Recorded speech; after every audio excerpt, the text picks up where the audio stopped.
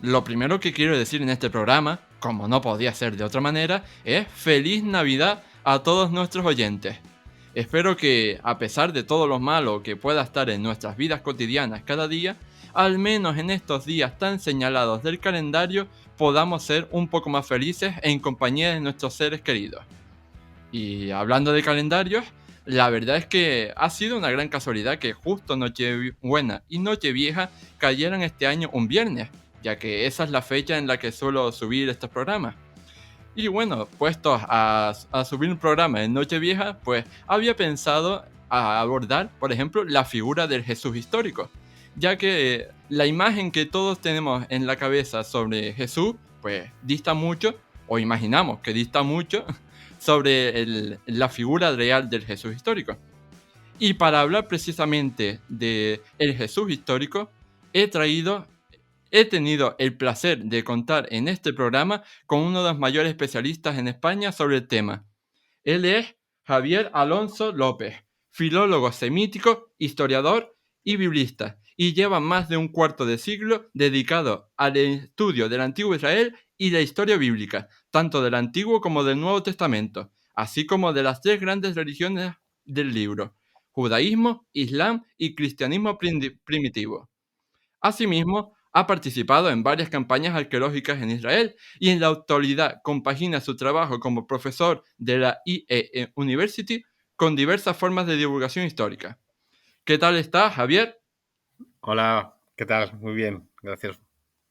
La verdad es que me ha parecido un tema súper apasionante y agradezco que puedas estar en este programa hoy con nosotros. Bueno, esto es lo habitual en Navidad, ¿no? Siempre en Navidad y en Semana Santa a todo el mundo le llama la atención la figura de Jesús, así que estoy acostumbrado a esto. Bien, Sí. Sí, Y, del resto del año nos olvidamos de él, pero siempre hay dos momentos en el año en los que todo el mundo muestra interés por la figura de Jesús. sí, en Semana Santa también, ¿no? Sí. Bueno, para que nuestros oyentes te puedan conocer un poco más, pues cuéntanos un poco sobre ti y sobre tu profesión.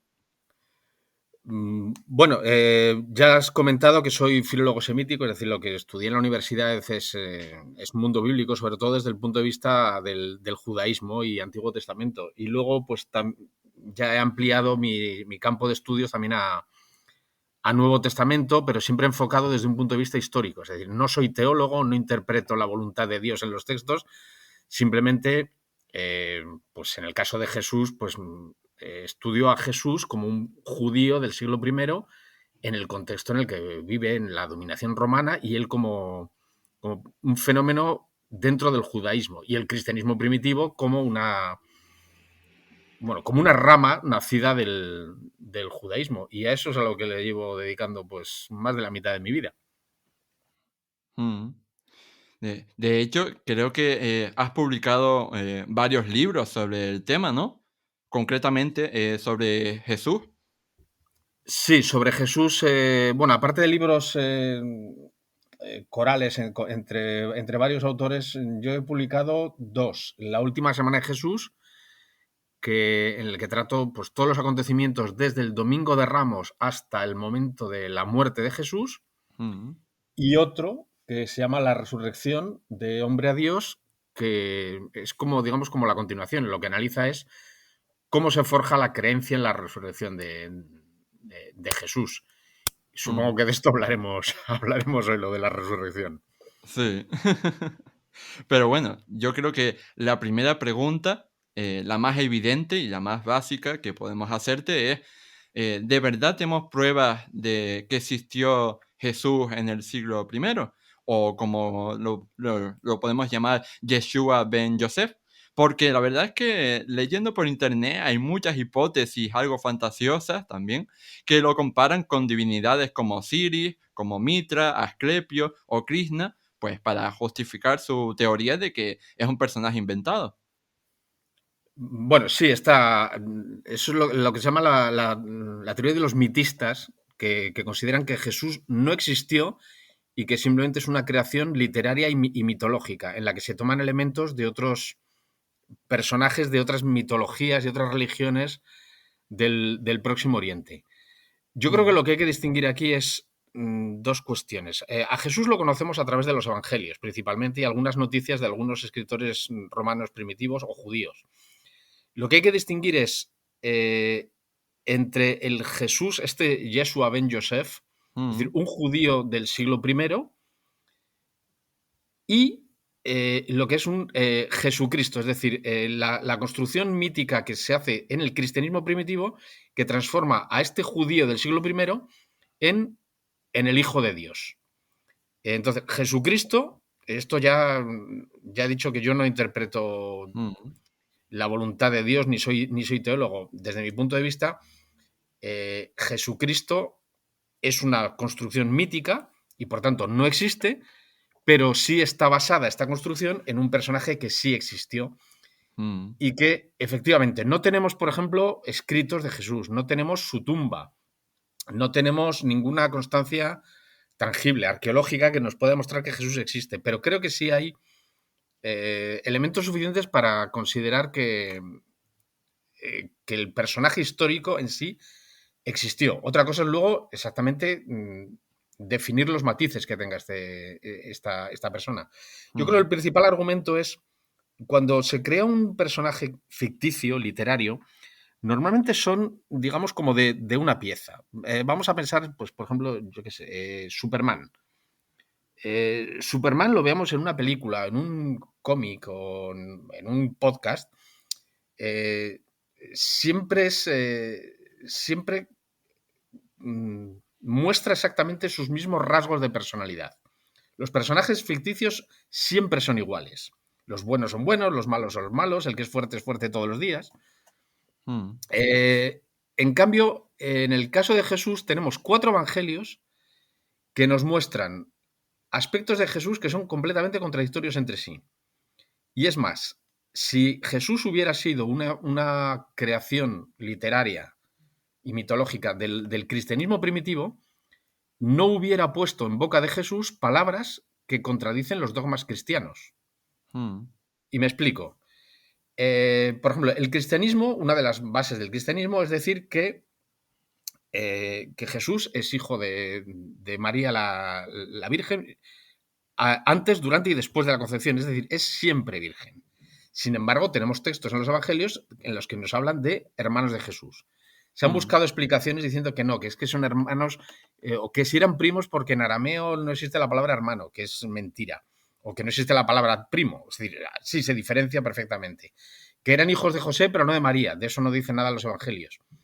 Eh, el hecho es que tenemos constancia no solamente en los evangelios, sino por ejemplo en las cartas de Pablo e incluso en historiadores judíos que hablan de que hay unos personajes que son hermanos de Jesús. mm, Si hubiera sido un personaje literario, nos ahorramos todo esto. No hubiera aparecido en los evangelios un episodio en el que se dice, no son estos los hermanos de Jesús. Si queremos construir el personaje de una sola pieza, eliminamos la duda. Otro caso, por ejemplo, el cristianismo sostiene que con la llegada de Jesús, digamos que queda superada la ley que Dios le dicta a Moisés en el Sinaí y por la que se han regido los judíos durante muchos siglos. Está superada esa ley. Y sin embargo, hay textos en los evangelios en los que dice Jesús, el propio Jesús, puesto en su boca, dice que él no ha venido a superar la ley, sino a hacerla cumplir al pie de la letra. Y mm, así con otros muchos ejemplos. Es un personaje contradictorio. Eh, hay cosas que a lo mejor en el Evangelio de Marcos que son contradictorias con algo que aparece en Juan. Esta no es la forma de crear un personaje ficticio. Los personajes ficticios son mucho más uniformes en su carácter y en sus rasgos. Y sin embargo, Jesús muestra todos los matices, todas las contradicciones de un ser humano y de 4 biografías que se han escrito mucho tiempo después de su muerte. Y mucho mm, tiempo después de la muerte, uno puede escribir biografías positivas o negativas de un mismo personaje o con diferentes matices. Entonces, yo creo que el personaje en sí existió. Otra cosa es lo que los historiadores consigamos extraer de información para decir el Jesús histórico fue de esta manera, mientras que el Jesucristo celestial mm, es un personaje mítico. mm. Pues está muy bien hecha la distinción. Y entonces, partiendo de la base de que esta figura histórica de Jesús como ser humano normal es real, ¿qué fuentes escritas y qué pruebas arqueológicas podemos consultar o podemos visitar para pues, aprender un poco más sobre la figura histórica de Jesús? Porque tengo entendido que hay al menos un par de autores clásicos que hablan de él. Sí. A ver, la principal fuente literaria son los evangelios. Mm, Más allá de los evangelios tenemos, o sea, lo que es todo el Nuevo Testamento, las cartas de Pablo, aunque Pablo de Tarso no conoce personalmente a Jesús, habla de él. Es verdad que parece que saber muy pocas cosas de él, porque se centra solamente en el mensaje de Jesús y en la resurrección de Jesús, pero parece que no está muy informado sobre lo que ocurre. Pero, por ejemplo, Pablo menciona que Jesús tiene un hermano que se llama Santiago y él va a visitarle. Es mm, decir, Pablo podía ser muchas cosas, podía ser un tipo arrogante, podía tener mal carácter, pero no era un lunático. Si él dice que va a ir a conocer al hermano de Jesús, debemos asumir que tanto el hermano como Jesús son personajes reales. mm, Pero en cualquier caso, los principales documentos son los 4 evangelios, mm, pequeñas citas en el resto de los libros del Nuevo Testamento, menciones indirectas en Flavio Josefo, sobre todo, que es un mm, historiador judío de finales del siglo I, es decir, escribe entre unos 40 y unos 60 años después de la muerte de Jesús de Nazaret, pero también habla tanto de Jesús eh, como de Santiago, su hermano. Hay un fragmento que se llama el Testimonio Flaviano, en el que menciona a Jesús de Nazaret directamente. Lo menciona dentro de una lista de pretendidos mesías judíos del siglo I. mm, Este fragmento ha sido muy debatido porque hay gente que cree que es un añadido de un escritor cristiano posterior. Otros sostienen que el añadido es completo, o sea, que no es un añadido, sino que el texto es completo, original de Flavio Josefo. Y luego hay una posición intermedia en la que me encuentro yo, entre los que opinamos que Flavio Josefo sí menciona a Jesús, pero luego un autor cristiano posterior mm, añadió ciertos matices en el texto, añadiendo bueno, lo que llamamos vulgarmente morcillas en un texto. Es decir, modifica el texto original para ensalzar la figura de Jesús más de lo que lo había hecho Flavio Josefo en el original. mm, Aparte de eso, luego tenemos menciones indirectas en autores romanos, que en realidad lo que hablan es de cristianos, seguidores de Cristo o Cresto, eh, pero que parecen no saber mucho sobre, o sea, saben que hay unos judíos que siguen a este personaje, pero no tienen noticias directas de cómo había sido, dónde había vivido, qué había hecho exactamente Jesús. Desde mm, el punto de vista de la arqueología, como he dicho, no tenemos escritos de Jesús, no tenemos la tumba de Jesús, puesto que en realidad el Santo Sepulcro es una construcción muy posterior, pero no podemos estar en absoluto seguros de que esa cueva que alberga el Santo Sepulcro es el lugar donde se enterrase a Jesús en algún momento. No tenemos objetos pertenecientes a Jesús, puesto que todas las reliquias podríamos considerarlas, bueno, si no falsificaciones, por lo menos fruto de la credulidad. Si no son falsificaciones malintencionadas. La Sindone de Turín, la sábana santa de Turín, bueno, muy dudosa. De hecho, ni siquiera la Iglesia Católica se ha pronunciado sobre la veracidad de la sábana. mm. Entonces, desde el punto de vista arqueológico, yo creo que lo más interesante es que sí hay restos en Jerusalén. Si uno viaja a Jerusalén ahora, se pueden visitar restos de la Jerusalén que conoció Jesús. O sea, podemos conocer el escenario de muchos episodios de su vida, pero no objetos relacionados directamente con él. Entiendo. La verdad es que, pues, ante este panorama, ¿no? Ante esta falta de evidencias arqueológicas y escasez, ¿no? De fuentes escritas, pues la verdad es que debe ser bastante complejo, pues tratar de deconstruir la vida de una persona que vivió en el siglo I y que al no estar en el poder, pues tampoco tenía el foco de los historiadores. Claro, es que no es un rey, no tiene una tumba magnífica, ni siquiera los restos de una tumba magnífica que se hayan conservado. Claro, es que no tiene nada. Eh, Jesús, lo más probable es que pasara absolutamente desapercibido dentro del mundo. en el que vivió. O sea, fue un incidente. Su muerte es probablemente un incidente secundario dentro de la vida de Jerusalén. Quizá puede dejar un poco más de huella en su momento en Galilea. La repercusión es sobre todo posterior. Ni siquiera tenía una gran cantidad de seguidores. El núcleo original de seguidores de Jesús es muy limitado, probablemente de unas pocas decenas.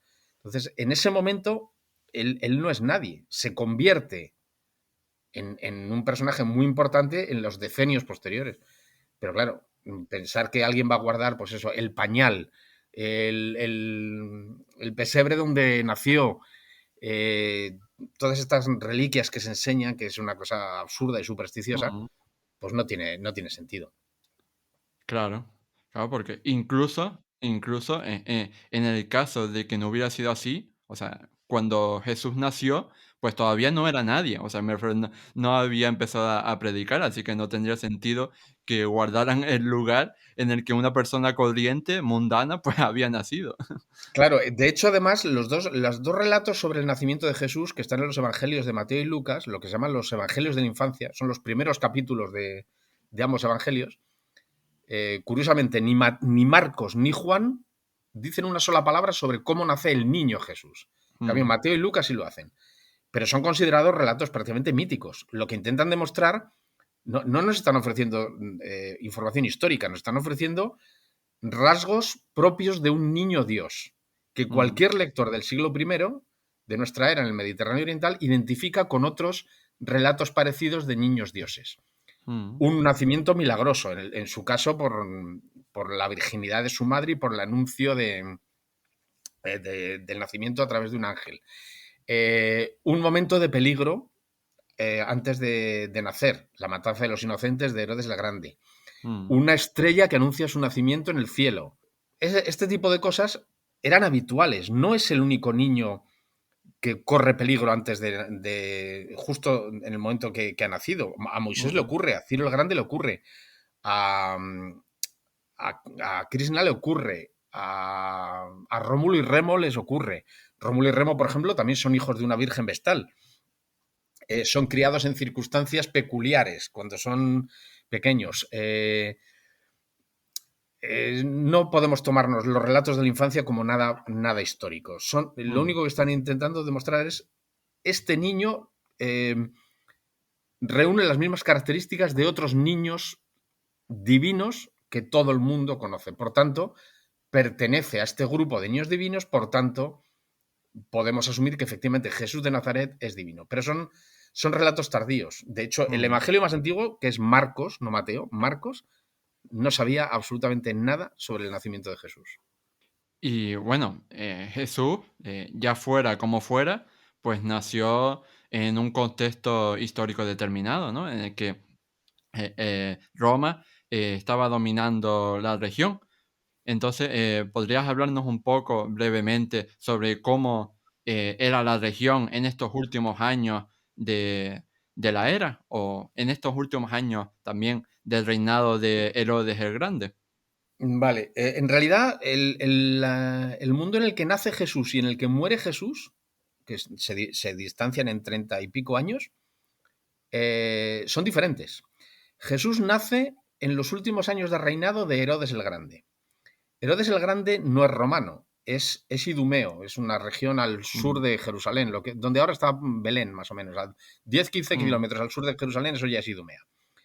Eh, es rey de Judea, considerado rey socio por los romanos. De hecho, él no es coronado en Jerusalén, sino en el mm, Capitolio de Roma. Pero, o sea, es un rey amigo de los romanos, debe su trono a los romanos, pero mm, gobierna de acuerdo con sus propias leyes mientras no se salga de la línea que te marcan los romanos.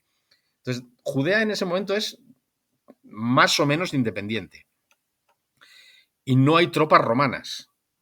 Hay tropas romanas en la provincia romana de Siria, en Damasco, pero no en el mundo en el que nace Jesús.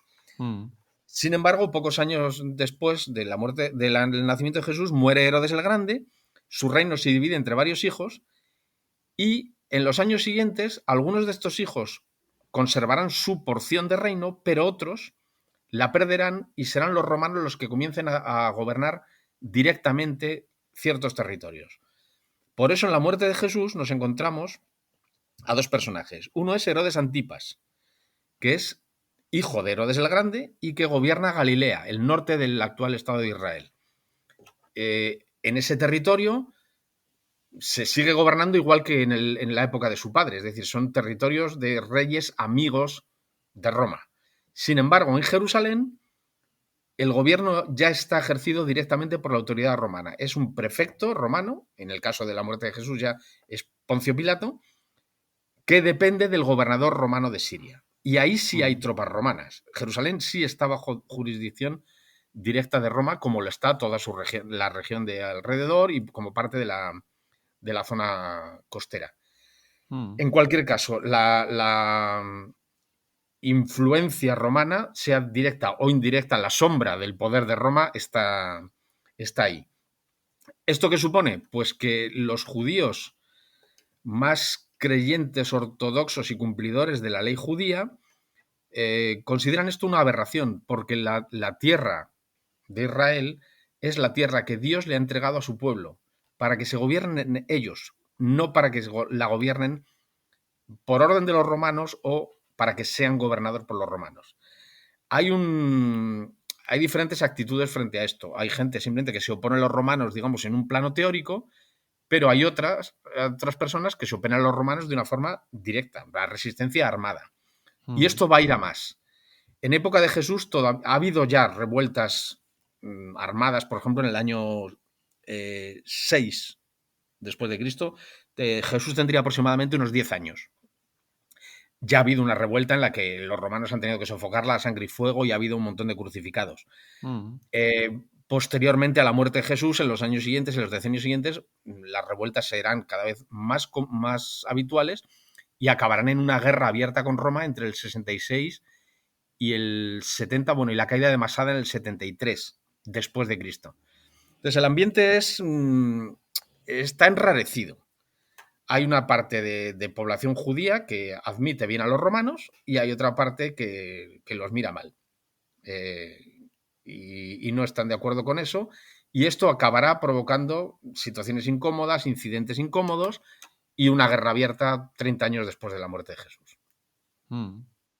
Bueno, pues hemos hablado un poco sobre los orígenes de Jesús, sobre su nacimiento, si podemos llamarlo así, pues sobre su contexto histórico, pero hay otro tema básico que tendríamos que abordar, que es básicamente el de su apariencia física, porque tenemos que tener en cuenta que las representaciones que se hacen de Jesucristo hoy en día, pues no son reales en el sentido de que se empezaron a construir en los primeros siglos de la Edad Media. Entonces, ¿crees que es posible teorizar algo sobre el aspecto real que pudo tener?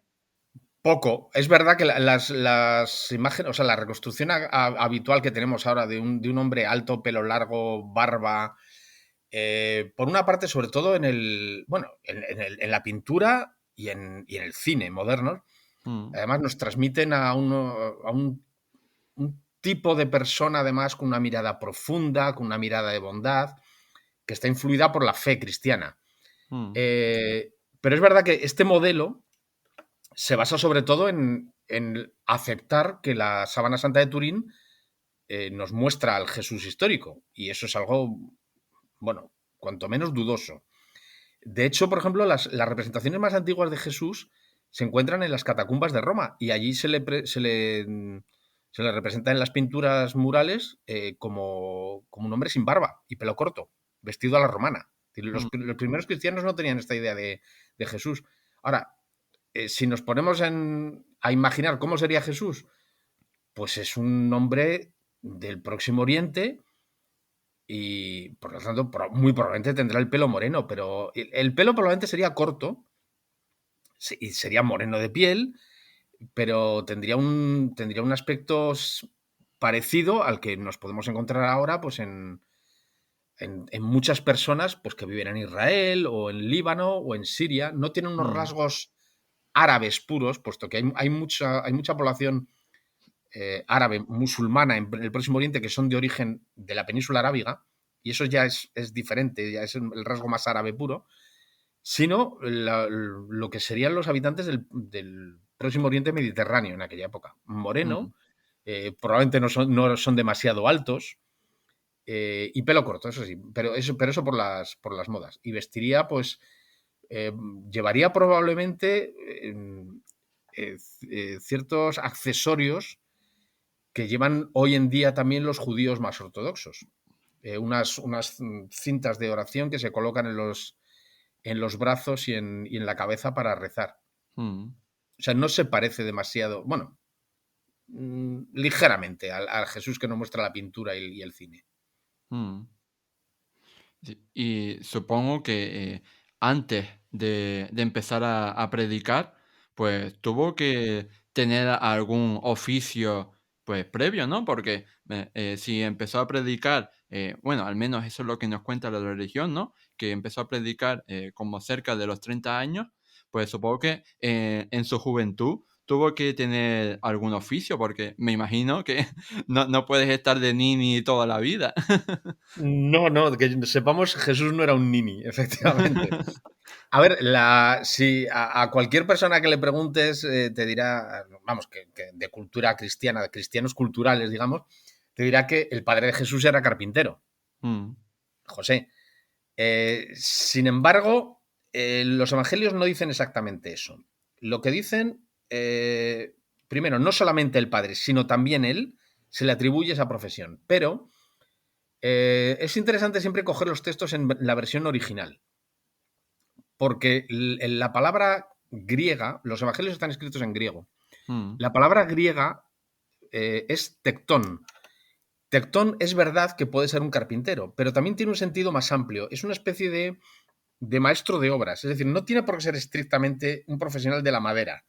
Podría dedicarse a. Eso es lo que ahora llamamos un manitas, un chapuzas, un ñapas. Es decir, Mm, lo mismo te construye una mesa que te hace una pared. mm, Y además eso tiene mucho sentido porque eh, muy cerca de Nazaret hay una ciudad de planta romana que había sido destruida en esta revuelta que he comentado antes del año 6, mm, o sea, durante la infancia de Jesús. Y fue reconstruida pues, durante los decenios siguientes, es decir, durante la juventud y edad adulta de Jesús, es muy probable que la mayoría de la gente que trabajara en Nazaret y en toda la comarca estuviera trabajando en esta ciudad. mm, Pero que o sea, la labor no se limitaría simplemente a construir madera, sino probablemente serían obreros de la construcción. Ya digo, lo mismo construyeran una casa, un establo, o efectivamente trabajarían la madera. Pero la palabra griega es tectón, que es más amplio que simplemente carpintero. mm. Bueno, pues después de estos años predicando, fueran cuantos fueran, al final, pues Jesús, el Jesús histórico, pues fue condenado a muerte en la crucifixión. Y aquí adquiere un papel preponderante Poncio Pilato, que era el gobernador romano de aquella zona.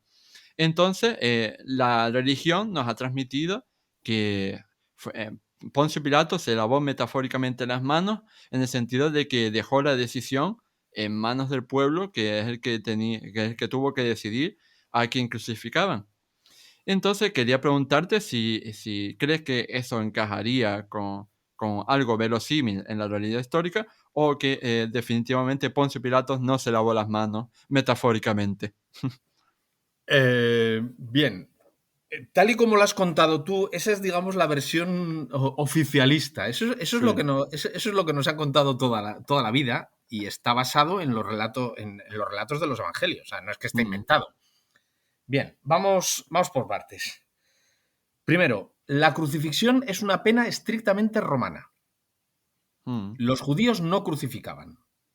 Los judíos, o sea, el Sanedrín, puesto que Jesús antes de pasar por Pilatos pasa por un juicio del Sanedrín, el Sanedrín sí tenía potestad para ejecutar en el momento de la vida de Jesús, que está por ver eso, está por demostrar, si tenía potestad, sería por blasfemia, la causa sería blasfemia y la pena sería lapidación, morir a pedradas.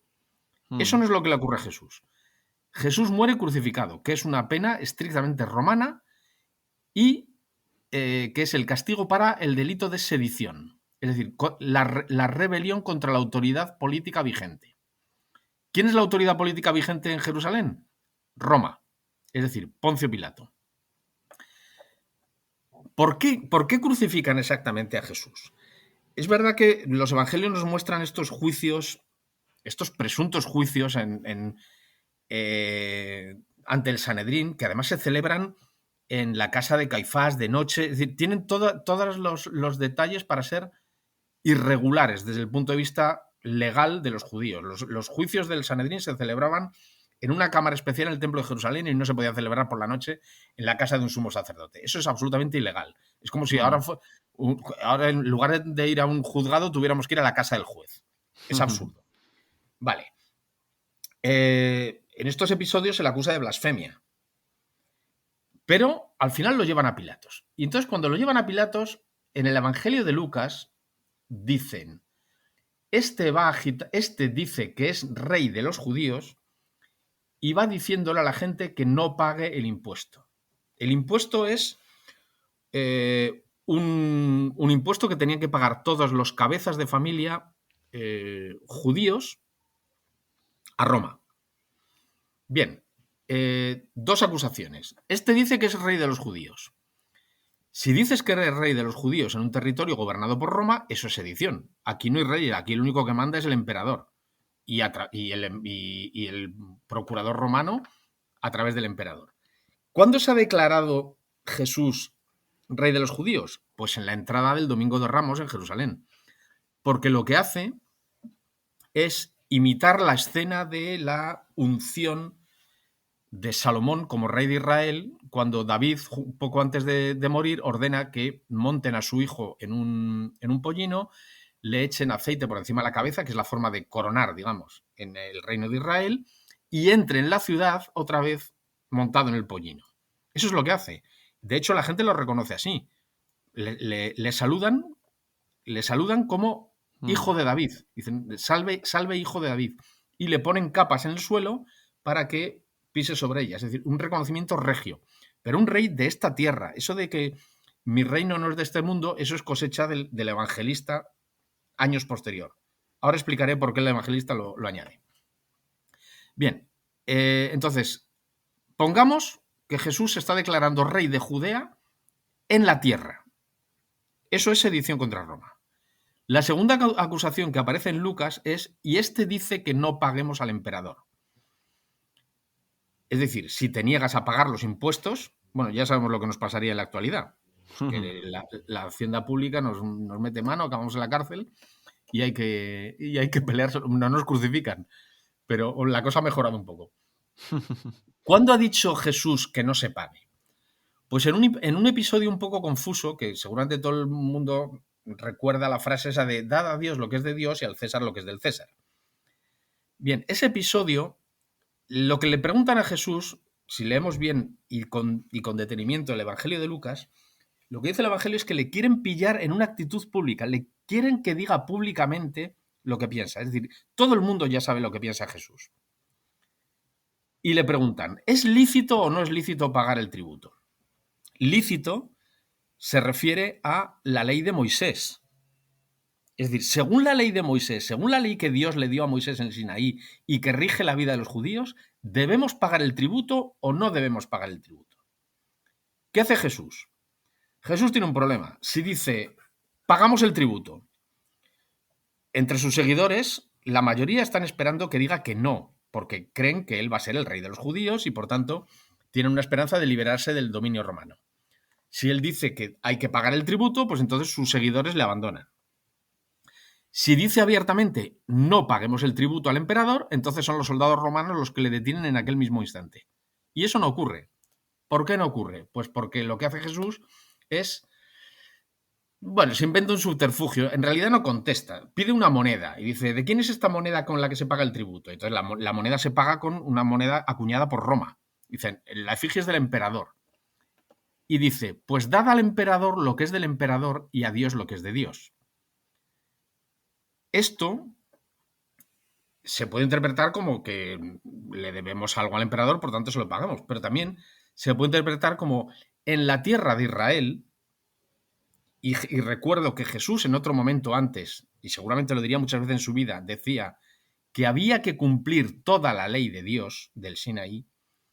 En la tierra de Israel, como digo, la única moneda de curso legal es la que se utiliza para pagar el diezmo, es decir, el 10% que hay que pagar al templo de Jerusalén, a Dios, a los sacerdotes.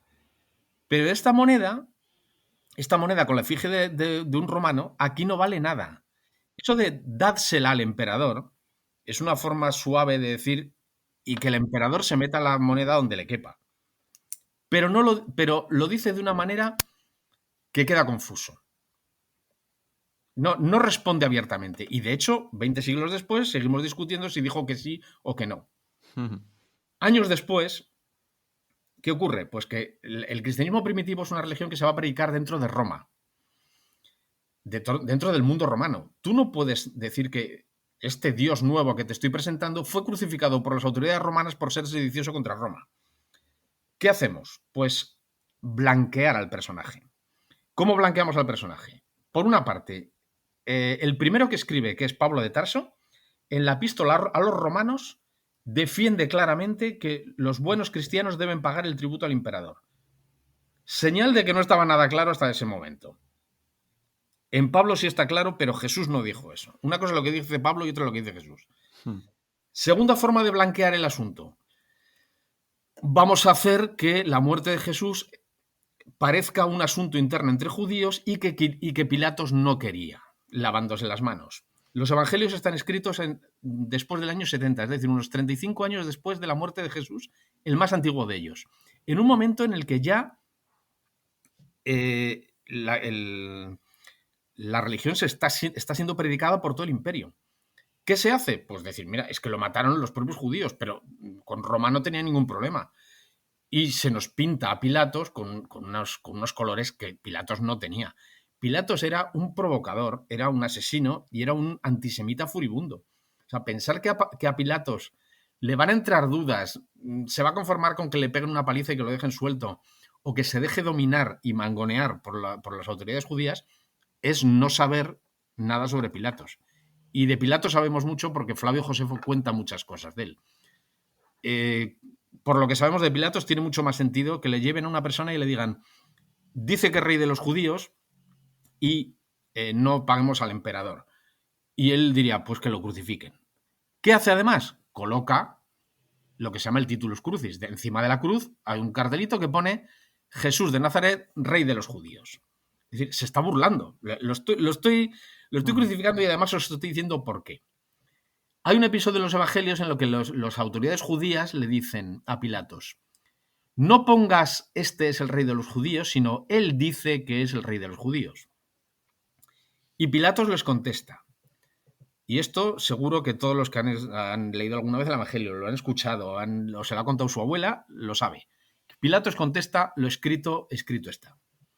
Y eso suena algo así como, bueno, es que el destino me ha llevado a escribir estas palabras y no otras, y esto ya no lo vamos a cambiar. Sin embargo, si nos vamos al texto griego original de los evangelios, Pilatos no dice lo escrito, escrito está. Lo que dice es, he escrito lo que he escrito, que suena completamente diferente. Es decir, lo que está diciendo es, soy muy consciente de que estoy poniendo esto, os estoy provocando, estoy crucificando a vuestro rey y no me importa.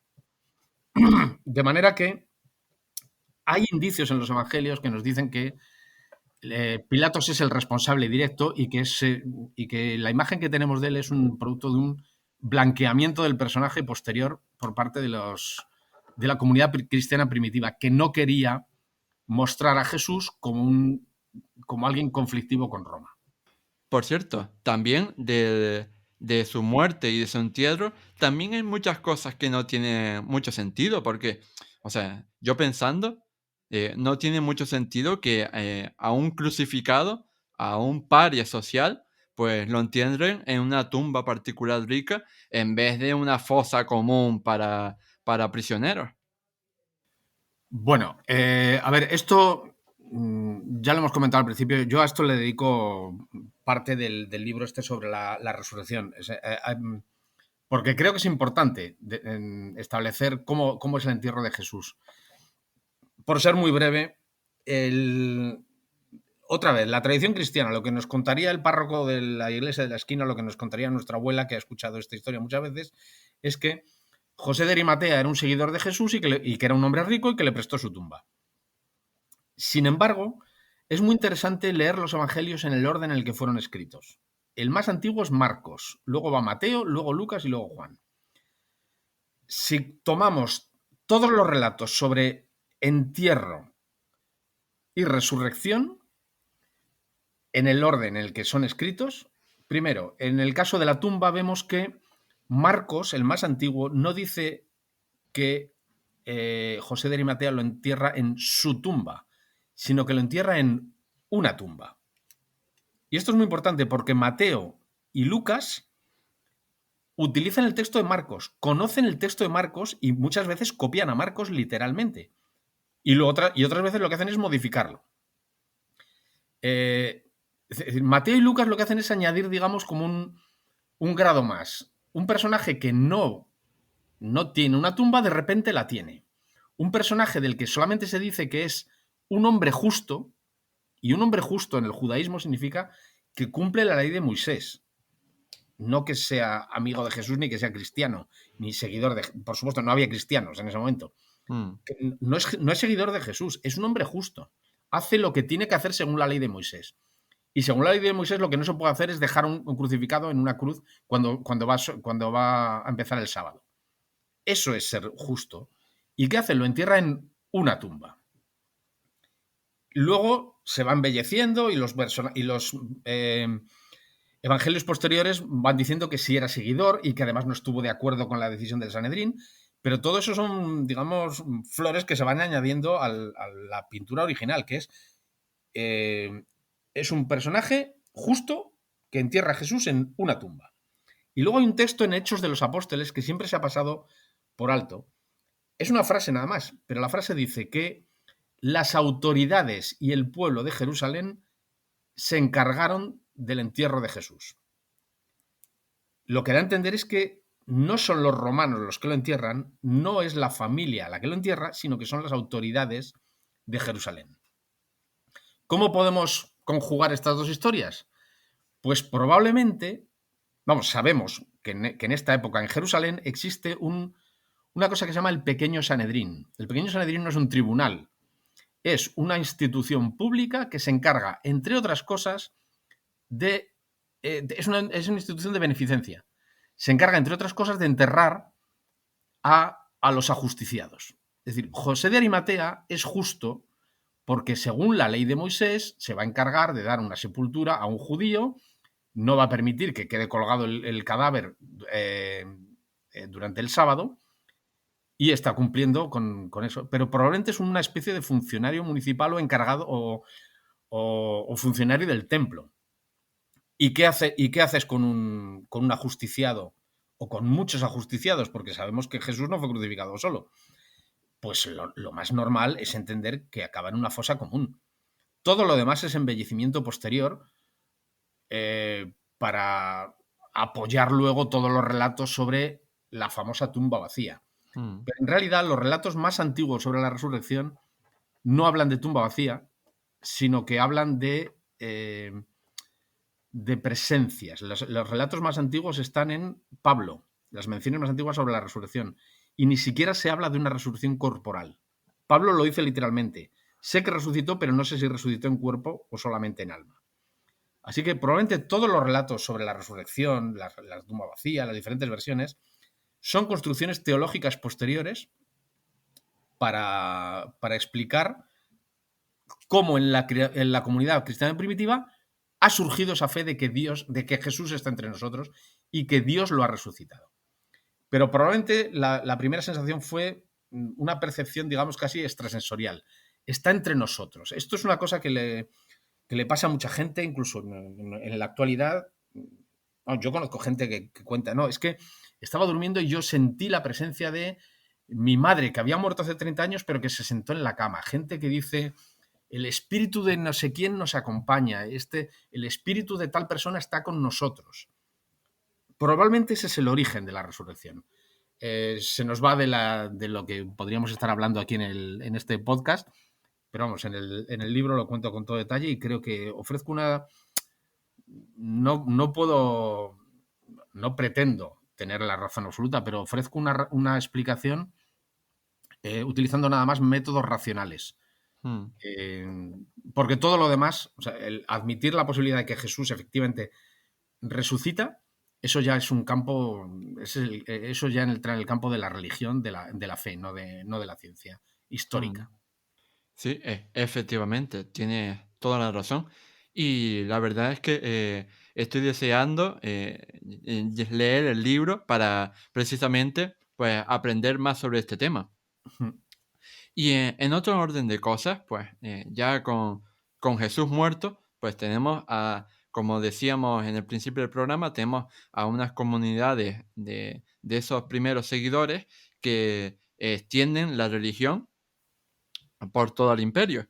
Y precisamente, a lo mejor a los que no conozcan mucho la historia de estos primeros orígenes, de este cristianismo primitivo, pues a lo mejor no sabían que uno de los símbolos universales del cristianismo a lo largo de todo su territorio no va a ser la cruz, tal y como la entendemos hoy en día, sino que esos primeros cristianos se identificaban con un símbolo en forma de pez. Entonces quería a ver si qué nos podías contar acerca de por qué se identificaban con ese símbolo de pez y por qué lo abandonaron en pro de la cruz. Bien, efectivamente, los cristianos primitivos se identifican nosotros con el símbolo del pez. El pez, la palabra en latín es ictus, y en griego también tiene una transcripción bastante similar. Y en realidad lo que está utilizando son las iniciales de una serie de palabras que dicen eh, Jesús, Jesús Cristo, Hijo de Dios Salvador. Eso es Mm. lo que dice. Entonces, juntando las iniciales de todas estas palabras, nos sale ictus. Es como una marca de una empresa o de algo así. Pero todo el mundo se identifica. Cuando ves el pez ya sabe que te está remitiendo a la creencia de que Jesús es el Cristo, es decir, es el Mesías, que es hijo de Dios y que es el Salvador del mundo. Mm. Entonces los cristianos primitivos no utilizan la cruz como símbolo. Luego, en época de Constantino, el famoso episodio de la batalla de Puente Milvio, cuando él ve en el cielo una imagen que le dice, con este signo vencerás. Y eso es lo que ordena que se coloquen en los escudos todos sus soldados. En realidad no coloca una cruz, coloca un crismón, que es una mezcla de una X, que es como una J griega, y una Rho, la letra Rho griega, que es como nuestra P latina. La mezcla de estas dos letras nos ofrece un símbolo que es lo que se llama el crismón. Lo pueden ver nuestros oyentes si lo buscan en Google, lo pueden ver perfectamente. Eso también se convierte en un símbolo que aparece mucho en el arte tardorromano, ya de época cristiana, el arte bizantino, pero la cruz, aunque está presente, por supuesto, pues porque está dentro de los relatos de los evangelios, no se convierte en un símbolo primordial del cristianismo hasta muy tarde. La cruz se convierte en el símbolo principal del cristianismo probablemente en 1095, en el concilio de Clermont, cuando Urbano II predica la primera cruzada para ir a recuperar Jerusalén y dice que todos aquellos que vayan se emprendan esta... Es que él no lo llama cruzada, él lo llama peregrinación. En Mm. ningún momento se utiliza la palabra cruzada en la Edad Media. Eso es algo moderno. Lo que dice es, todo aquel que vaya se coserá en sus vestidos una cruz en el pecho para ir y una cruz en la espalda como símbolo de que está regresando de allí. Además, en su discurso en el concilio de Clermont, utiliza también varios pasajes de los evangelios en los que Jesús dice que si quieres seguirme, toma tu cruz y sígueme. Es decir, la cruz, por supuesto, estaba presente, Mm. pero como símbolo visual queda sobre todo adoptado a partir de 1095 con la primera cruzada. Y a partir de ese momento, efectivamente, al final, aquel que lleva una cruz es un cruzado y de cruzados, pues estas peregrinaciones armadas acaban llamándose cruzadas y la cruz se convierte en el símbolo por antonomasia del cristianismo. Pues la verdad, no sé qué pensarán nuestros oyentes, pero a mí la verdad es que todo esto me está encantando y estoy deseando aprender más sobre el tema. Y en este sentido, quería hacerte una última pregunta, ya para finalizar este programa, y es que si tú crees o has visto o conoces alguna película o serie que nos permita acercarnos a esta figura del Jesús histórico, aunque sea, pues, claro, a nivel de ficción, no a nivel de rigor histórico, pero que nos permita acercarnos a esta figura del Jesús histórico más allá de todo lo transmitido por la religión, por la iglesia. Bueno, a ver, el problema de esto es que el cine sobre la figura de Jesús siempre ha sido hecho por productores y directores creyentes. El enfoque es claramente religioso. Mm, Incluso la pasión de Mel Gibson, por ejemplo, que en realidad se convierte en una película gore. No hay ser humano que soporte la paliza que le pegan a Jesús. No llega vivo a la crucifixión, es imposible. Solamente ya cuando se cae, cuando lo tiran encadenado por un puente, que le mm, pegan un golpe y se cae, y se cae. O sea, no llega a impactar, pero queda colgado por la cadena que le engancha. Ahí le partiría la espalda y ya habría muerto. La mm. paliza que le pegan es absolutamente demencial y desproporcionada. Eh, esa película jugó un poco con que se la habían enseñado al Papa Benedicto XVI y el Papa había dicho, pues así fue. Creo que fue Benedicto XVI, yo creo que Juan Pablo II ya había muerto. Bueno, el Papa puede decir lo que le parezca, pero así no fue. Es imposible. Es verdad que recrea muy bien ciertos pasajes, pero otros no. Bueno, en algunos casos está bien y además bueno, reproduce también la lengua latina y el arameo de la época, está bien. La película El Resucitado, que tiene pocos años y tendrá 3 o 4 años, esa es muy curiosa. A mí me parece interesante porque plantea la posibilidad de lo que estábamos hablando de la fosa común. Mm. Luego, por supuesto, tiene también sus licencias históricas y cinematográficas. Pero yo creo que, aunque igual parece sorprendente lo que voy a decir, pero creo que la película que mejor capta el ambiente político y religioso de la Judea en la que nació y vivió Jesús es la vida de Brian. Lo hace a través de un personaje y con un prisma humorístico. Fíjate que yo te iba a decir, la iba a mencionar ahora. Es que a mí me parece brillante. O sea, esa idea, por ejemplo, de que nuestro principal enemigo no son los romanos, sino el Frente Popular de Judea o el Frente Judaico Popular, es que era tal cual. Tal cual. O sea, el carácter judío de dos judíos, tres opiniones, queda perfectamente reflejado allí. Los Mm. predicadores apocalípticos aparecen en una escena, los eremitas que ya se han retirado al desierto para liberarse de los pecados, la dominación romana, la resistencia de algunos judíos frente a los romanos, otros colaboracionistas, la relación con los soldados romanos, que se menciona sutilmente también el caso de la madre de Brian. Mm. Está todo, está absolutamente todo. O sea, demuestran un conocimiento de ese mundo, luego pasado, como digo, por el tamiz del humor, pero para mí es la que mejor capta los matices, sin duda. De hecho, me la has quitado de la boca porque yo precisamente la iba a mencionar ahora porque es una de mis películas favoritas de todos los tiempos y Sí, creo que una de las mejores comedias de la historia del cine. sí. Así que evidentemente tenía que mencionarla. Y por eso invito a nuestros oyentes a que si no la han visto, por favor, aprovechen estas fechas señaladas para verla porque es maravillosa. Y no se van a condenar, no pasa nada. No, y la verdad es que, vulgarmente hablando, te meas de la risa. Sí. Vale. Pues nada, pues con esta mención a nuestros queridísimos Monty Python acaba este programa de hoy. Llegados a este punto, yo solo quería agradecerte infinitamente a ti, Javier, el que hayas venido aquí a colaborar conmigo en este programa. Ha Nada, ha sido un sido placer. No, en realidad el placer maravilloso ha sido mío porque hayas estado aquí con nosotros para darnos a conocer este pedacito de historia que, bueno, que siempre viene bien conocerlo dentro de nuestras posibilidades para que así pues tengamos en cuenta, como tú decías en tu primera intervención, que hay que diferenciar al Jesucristo mítico teológico con el Jesús histórico que pudo vivir en el siglo I, aquel Yeshua ben Yosef. Entonces, muchas gracias. Nada, un abrazo, un placer y saludo a todos tus oyentes. Feliz Navidad y que pequen con moderación.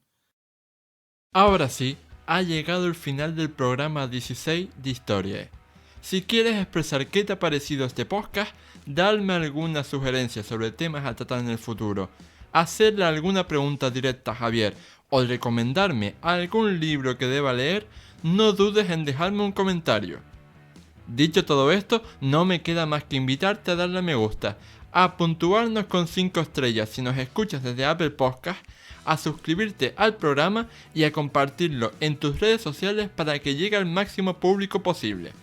Nos vemos en el próximo programa de Historia. ¡Hasta luego!